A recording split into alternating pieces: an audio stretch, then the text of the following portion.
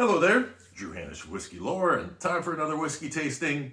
And today I am headed to the state of Missouri, or as my dad used to say, Missouri, and we are going to do a tasting of a wheated whiskey, 6-year-old bottled in bond, just out in March, apparently is when it came out of the warehouses, 56 barrels, married together from different warehouses. Something that's very cool about these guys and what they do in terms of putting in where the whiskey came from so that you can kind of get an idea of what sections of the warehouse they're pulling these spirits from.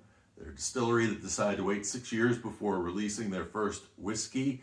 I love that. And I especially love that with wheat whiskey because to me, wheat whiskey needs time in the barrel. And if it doesn't get that time in the barrel, it can be a little flat. And there's not a lot of wheat whiskeys I like. So this is going to be one of those very interesting tastings. And I say there's not a lot that I like because I haven't tasted a lot of them, because most of the ones that I keep coming across are younger ones. And when I do find one I like, it's usually an older whiskey in the 10 to 12 year range. And so it'll be interesting to see how we do with this. Now, I always like to do, it's called Whiskey Lore. So, I always want to try to find a little bit of history to throw in here. So I was going back through and trying to find an instance of where bourbon is first really mentioned in Kansas City, Missouri. And the first time that I see it is 1860. So this is a bourbon that follows all the bourbon rules. But in 1856, when this whiskey would have started up, bourbon was basically going to be anything that came out of Bourbon County, probably not just anything that came out of Kentucky. And the reason I say that is because the brand that really emerged as one of the first brands out of Kentucky that really got a strong name was Old Crow. And if you go back and you look at the old historical records for Old Crow, it was not called a bourbon. It was called Old Crow whiskey. And so it was interesting seeing that they actually did have in 1860 some bourbon for sale. Then I started going and looking up information on Ben Holladay, see what I could find on him. I found something about a massacre where 60 of his men had been killed.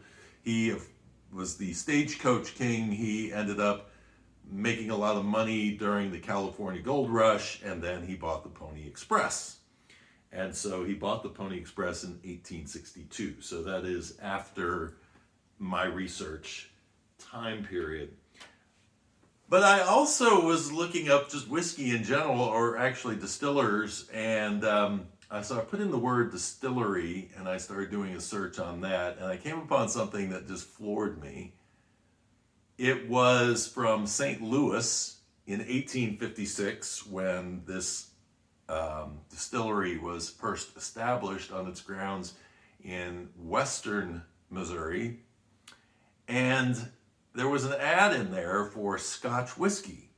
Now, when we think about the Old West, we don't tend to think about Scotch whiskey. We think about rot gut. We think about, there was probably some barrels of whiskey coming out of Kentucky that were going west. Yes, there were, but it wasn't that prevalent. So a lot of the stuff that was out there could have been pretty rough stuff. Yet I find this ad for 3 puncheons of Ramsey's Islay Distillery whiskey. So I had to go look it up. I had to learn something about this. An Islay whiskey. Okay, tell me, which distillery is it that this Ramsey owned? Well, come to find out, he owned a distillery that is now just opening back up to the public called Port Ellen.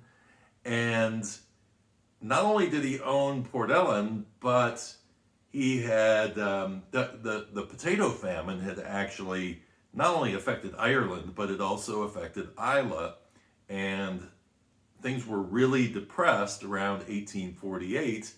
And turns out that John Ramsey, the man who these barrels of whiskey came from was actually trying to save the area, and so he purchased land. And the land he purchased is the land that Lagavulin, Ardbeg, and Lefroy are all on. So in a way, he kind of owned a big portion of at least the ground that these Islay whiskeys were being made upon.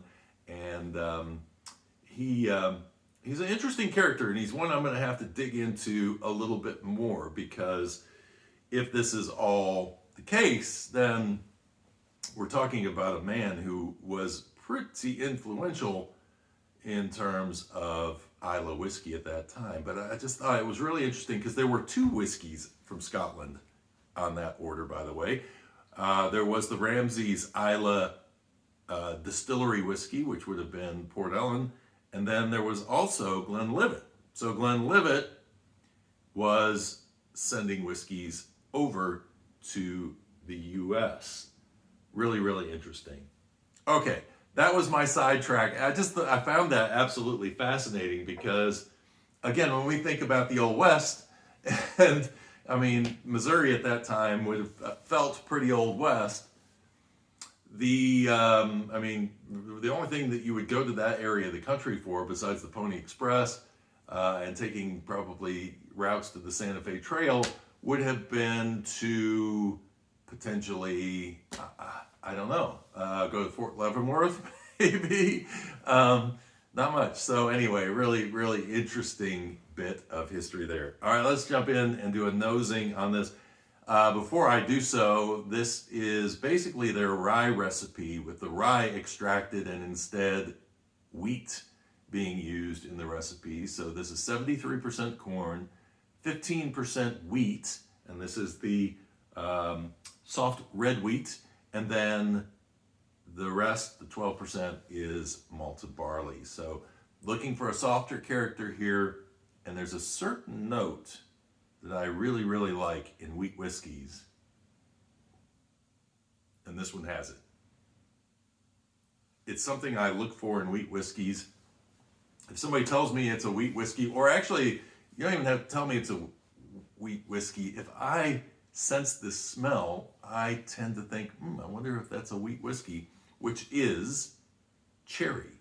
So there is a really nice cherry note to this whiskey, along with toffee coming straight through, that time in the barrel showing its work, and there is an oak note in there, some wood spices that are coming in.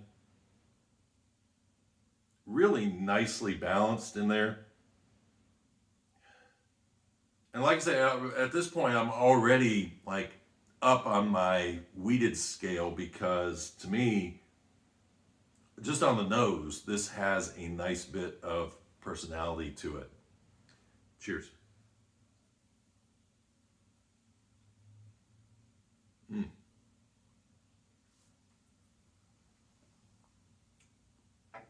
So on the palate, not as much of the cherry until we get to the finish, and then there's like a little bit of char and cherry coming in at the end. There's a little bit of heat, which I don't normally expect with a wheated whiskey, but it is there. Ooh, I have a berry note coming in on the sides of the palate right now. Some interesting fruit notes coming in. And on the initial, when it hits the palate, oh, there's the cherry is there now. The cherry is there, and it's like a black cherry. It's not a maraschino cherry. It's much more of a that's definitely more of a black cherry kind of a flavor. Ooh, I like that. When it first hits the palate, that toffee takes over, and the char, and then it kind of works its way towards that finish. And I was sipping on this last night, actually, and I can tell when I like something because I'll sip on it, I'll pour myself a little glass of it, and then I'm like, no, I need to go get another one. There's actually a little bit of prune on this, on the finish. That black cherry kind of morphs into a bit of a prune.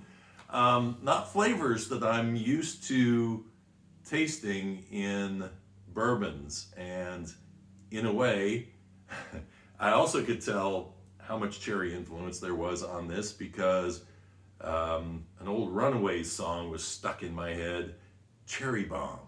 And so it's not that aggressive, but on the nose, that cherry really stands out, and on the finish as well. So it has sold me. This is the second bottle I've gotten from them, and I have enjoyed both of them. You can learn more about the Stagecoach King, and I do some discussion about warehousing and all of that with Kyle Merklin, their head distiller, who you can find out on episode 75 on Whiskey Lore, the interviews. It's a really interesting conversation. And again, I really appreciate that a distillery wants to hang out and let a whiskey reach maturity before releasing it. A young distillery, it's hard to do. And if you want a bourbon that tastes like what you think a bourbon would taste like, the regular 6-year bourbon to me is that. This is much more getting into that really nice territory of the barrel doing the work, but also really good distillate. You can just tell by how that cherry comes through that that this distillate has been cared for along the way. So I hope you enjoyed this episode and a little bit of history. And now I'm actually doing the research. I've gotten myself another research project I got to work on. But if you enjoyed the episode, give me a like. Have you had, this is going to be a hard whiskey for you to find. You're going to have to be somewhere around Kansas and Missouri probably to pick it up because they don't have a wide distribution area. But I'm telling you, if you're in those areas, definitely a whiskey to keep an eye out for. And give me a subscription there. Subscribe if you'd like to watch more of these episodes down the road. If you love the history aspect, leave your comments below. And until next time, cheers and Slainte.